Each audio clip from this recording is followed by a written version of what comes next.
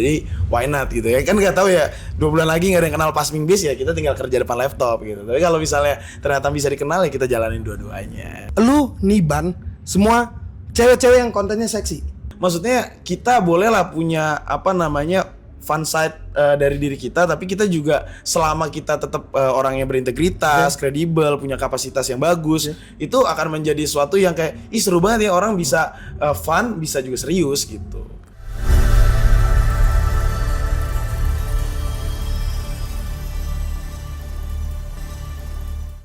Kalau biasanya kita ngomongin Palembang itu pempek, lenjer dan kapal selam, kali ini kita ngomongin Palembang bareng The King of JJ. Shout out to Pasming Biz. Apa kabar? What's up bengkel people? Yo, gue denger lu besar di Jakarta nih ya. Betul. Tapi apa ya, bisa dibilang lu seperti orang yang hidup di dua alam. Amfibi. Cara perkantoran iya, entertain juga iya. Betul. Nah, gue penasaran tentang hidup di dua alam ini. Apakah lu kayak mikir, wah ini jalan gue? Oke. Ada gak sih momen kayak gitu? Oke, jadi kalau gue pribadi ya, gue pribadi tuh ngerasa namanya opportunity itu harus di-seize lah, maksudnya sebaik mungkin. Nah, gue pribadi memang dari awal, maksudnya gue sekolah, mengejar pendidikan, karena gue pengen punya karir yang settle di bidang yang pada saat ini ya gue geluti bidang hukum misalnya gitu. Nah, tapi kan karena gue mungkin punya personality yang ternyata di-appreciate juga nih di sosial media, dan ternyata bisa juga menjadi transformasi menjadi kegiatan offline seperti misalnya di bengkel dan sebagainya, ya kenapa enggak? Karena by the way kan secara jam pun juga berbeda, jam kantor, jam ini, dan sekarang gue kerjaan yang gue sekarang geluti itu juga bentuknya atau formatnya itu remote atau WFH. Jadi bener-bener bisa gue jalanin dua-duanya. Jadi why not gitu ya. Kan nggak tahu ya 2 bulan lagi nggak ada yang kenal Pasming Biz ya, kita tinggal kerja depan laptop gitu. Tapi kalau misalnya ternyata bisa dikenal ya kita jalanin dua-duanya gitu. Tapi kalau bicara background nggak 2 bulan kayaknya deh. Gitu ya? Maybe 10 years. Waduh, kalau 10 years amin ya. Tapi ya we never know lah, kita cuma bisa 100% aja yang penting kan. Ya gue bicara realistis ya, maksudnya kan lu bukan cuma sekedar hidup di entertain gitu ya. Sekaligus lu ngajarin entertain. Nah, dimana gue punya background story yang ya pengacara, jelas nih, jebolan luar negeri. Betul. Tapi lu hidup di scene entertain yang sorry itu saya ya gue bukan bukan melabelisasi ya. Kalau entertain lu B2C. Betul. Ya balik lagi ke sosial medianya kan. Betul. Nah, ngomongin sosial medianya, gua tuh ke-trigger sama lu tentang Velocity. Itu dia. Gua kadang sempet mikir kayak, kenapa nggak gue ya? Karena maksudnya itu gampang gitu kan. Betul. Atau mungkin ya bisa bilang, kenapa nggak orang lain? Betul. Orang lain juga mungkin bakal mikir, gitu doang. Habis itu, kayaknya gue bisa, tapi gue sih penasaran part itu. Betul. Jadi lo ngambil sikap itunya kayak gimana? Jadi sebenarnya ya balik lagi ya, namanya tren dan lain-lain itu kan biasanya cukup fluktuatif. Nah, tapi memang kebetulan gue cukup konsisten dalam misalnya ada lagu JJ baru ya, gue bikin bukan dance cover bahkan ya, maksudnya ya joget-joget ngasal aja. Tapi banyak juga teman-teman di TikTok yang suka lewat FYP gue yang gue kira ikutin juga DC dan sebagainya. Nah, kebetulan ternyata mungkin crowd gue itu mengapresiasi dan pengen mencoba mengamplify juga, kayak kayaknya seru nih bikin gini. Karena tanpa kita sadar ya, Velocity itu atau maksudnya dance cover Velocity itu nggak cuma sekedar tren, tapi kadang-kadang bisa menghangatkan suasana entah di tongkrongan, acara keluarga, bahkan acara gathering kantor dan lain-lain kan. Jadi itu yang bikin kenapa menurut gue pribadi itu bisa semakin besar, semakin banyak yang ngikutin dan lain-lain gitu sih. Tapi gue thank you banget. Lu bikin tren ini ya, catat ya. Lu boleh sebarin kemanapun. Gue thank you-nya karena apa? Lu niban semua cewek-cewek yang kontennya seksi. Oh gitu ya? Fun fact, in my opinion ya, lu boleh marah semua yang dengar di rumah, lu boleh marah. Karena menurut gue, Velocity yang dia buat nggak ada ngejual badan. Iya. Maksudnya nggak ada gerakan. Iya, nggak ada yang kayak yang gimana, ya oke lah gerakan, cuman sebelum-sebelumnya tuh kayak come on, enough lah. Gitu ya? Iya, lu cuman jual suntik putih lu. Lu cuman jual tapi apa lu doang kali. Iya. Isinya anjir ya. Gue yang langsung ngerasa Tapi enggak, maksud gue kayak bener. Velocity lu tuh uniknya lu Velocity. Oke lah, misalnya poin plusnya lu bikin DC itu bareng artis juga. Tapi lu bikinin caption di atasnya. Misalkan kelahiran 2000 ini katanya udah kelihatan tua ya, Terus next slide-nya, enggak nih, buktinya gue tetap muda kayak gitu kan. Emang biasa gitu tuh, ada pesan-pesan terselubung tuh. Intinya juga membanggakan diri gue sih. Wajar sih, kalau gue jadi dia juga ya gue banggain lah. Kita flashback lagi, lulusan luar negeri. Udah jangan diulang-ulang bang, gak enak. Iya. Gak enak kan kalau bohongan. Oh iya, ngomong-ngomong tadi Velocity. Ini skupnya kan beda. Betul. Kedua sosmed ini. Tapi menurut gue, lu seksi bikinnya. Dalam artian lu di Instagram bikin personal branding yang ya udah ini formal gue pakai jas dan lain sebagainya. Di TikTok lu bikin versi nightlife lah bisa dibilang. Random question ya, harus jawab cepat. Oke. Instagram atau TikTok? TikTok gue. 100% TikTok. TikTok ya. TikTok. Jadi buat yang punya Instagram dilihatnya. Jangan follow tapi guys. Aduh, gua kadang bingung ngebahas. Maksudnya kalau sama lu tuh ngebahasnya banyak banget. Cerita singkat deh, background pendidikan lu. Oke. Banyak yang nggak tahu. Oke, gue nggak tahu ya banyak yang nggak tahu atau enggak karena itu gue upload mulu di TikTok. Tapi gue mungkin sedikit cerita ya, gue dulu dari SD, SMP, SMA di Jakarta, sekolah negeri terus, kuliah juga di negeri di UI Fakultas Hukum.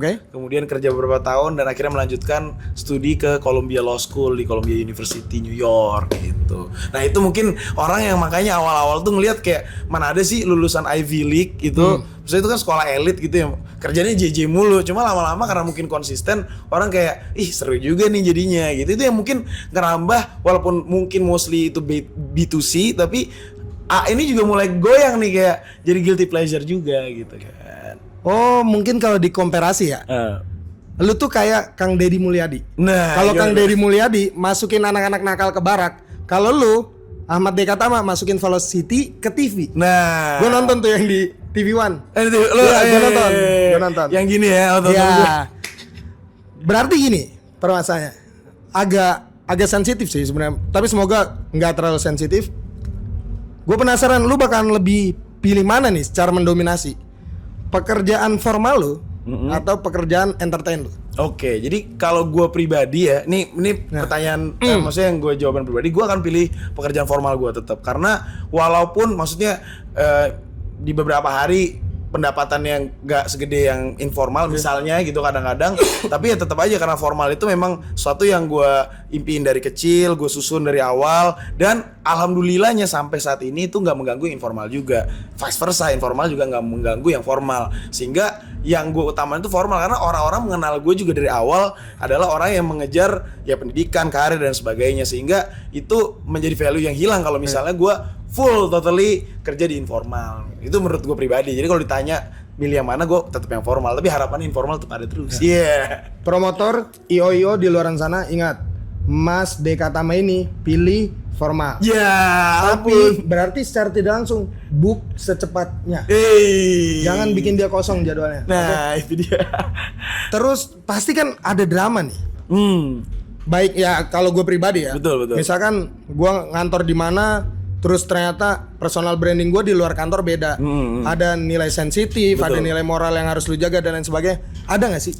Nah ini makanya yang alhamdulillah ternyata lucunya, mungkin karena gue juga di sosmed tuh walaupun nyeleneh tapi lebih ke yang fun, fun side of things lah. Jadi orang-orang tuh, gue kan banyak kerjaan formal yang bahkan ketemu stakeholders itu dari pemerintah, mungkin dari company-company gede dan lain-lain. Setiap meeting itu biasanya staff-staff Gen Z-nya tuh itu setelah selesai tuh minta foto gitu kan. Nah jadi kayak makanya orang bingung, counterpart itu pasti bingung nih kenapa. Ini kan maksudnya dia perwakilan dari sini, kenapa harus dimintain foto?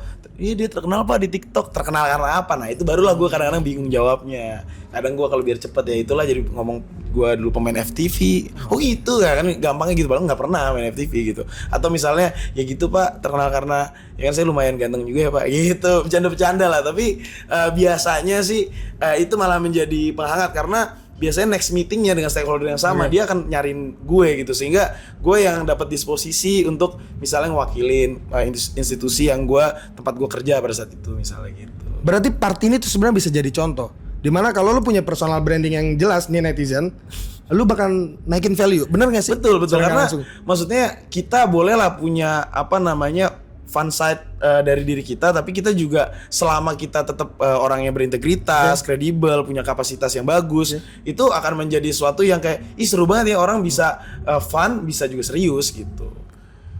ini agak minggir-minggir dikit. Oke. Pernah gak sih dapat haters yang bilang gini?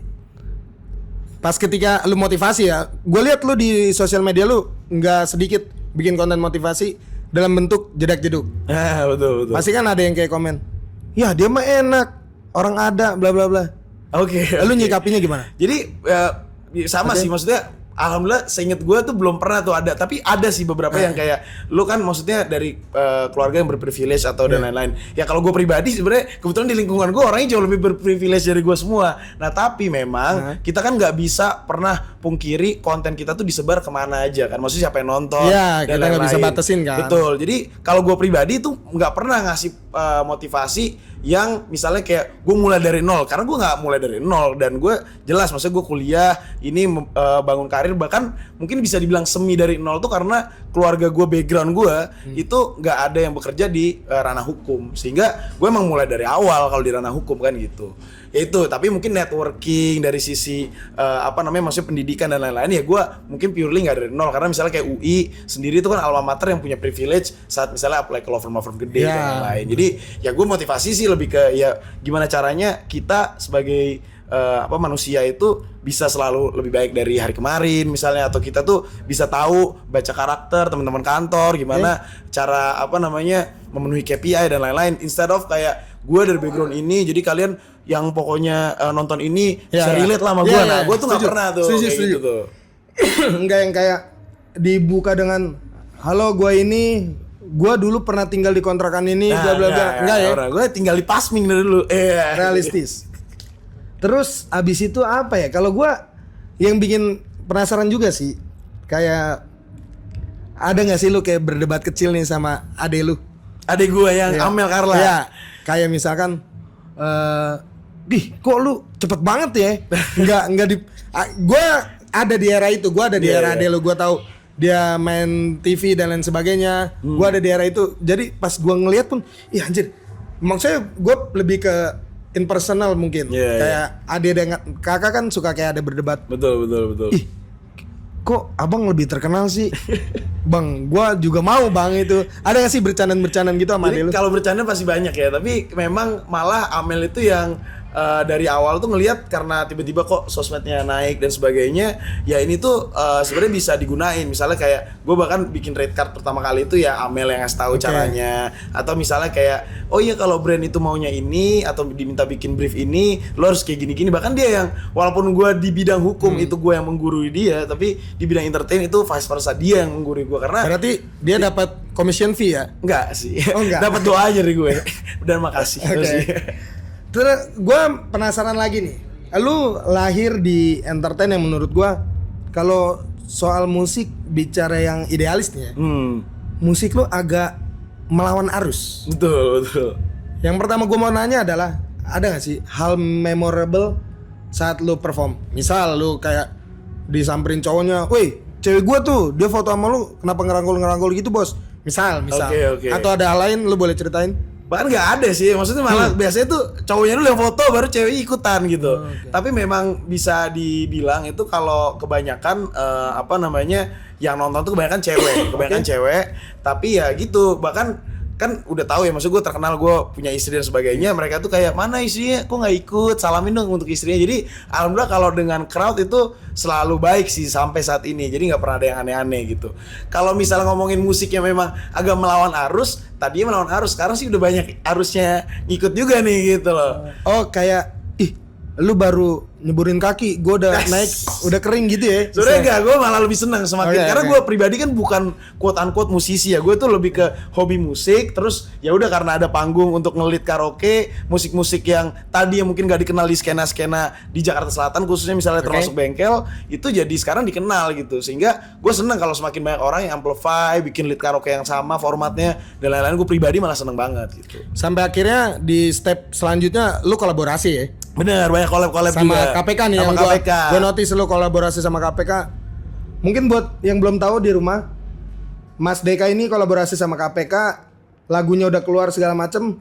kayaknya lu juga berhak tahu kenapa dia bikin itu. Oke, jadi judul lagunya itu Velocity ya. Jadi itu emang karena waktu itu si Bang Dru itu ya udah MC ternama lah ya gitu ya. Semua orang tahu lah ya. Shout out to Bang Dru. Itu emang teman basket kebetulan. Nah, terus Bang Dru bilang kayak collab yo sama KPK, gas. Itu bahkan gue itu rekamannya itu gue pakai voice note doang. Jadi gue nggak pernah ke studio ngerekam bareng sama dia. Sama dia ya udah dibikin gimana caranya. Terus ya udah, ini bisa nih jadi nih gitu, diproduce sama dia sehingga gue pas dengerin wah ini oke juga nih, enak juga nih lagunya. Dan akhirnya alhamdulillah kemarin sempet di Bandung kita pertama kali perform bareng pakai lagu Velocity itu KPK X Passing Bass gitu. Oke.